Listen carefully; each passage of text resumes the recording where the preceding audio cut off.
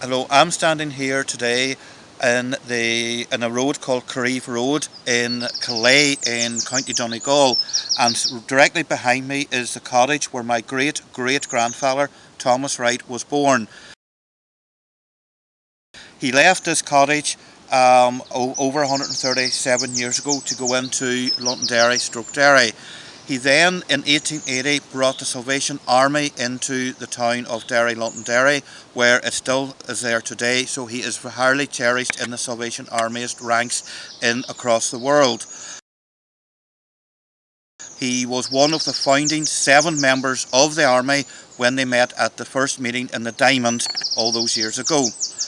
His family stayed here to around the 1920s, where the Wright still had this cottage. Further on up the road was another family of the Wrights connected to Thomas Wright. Directly opposite us on the other side of Careve Road, where there's now a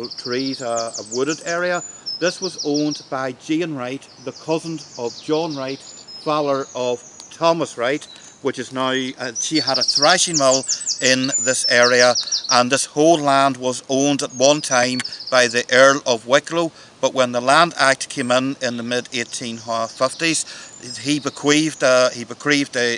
what was on the thrashing mill to Jane Wright, was able to buy that land, and John Wright, the father of Thomas, bought this cottage behind me here from the Earl of Wicklow.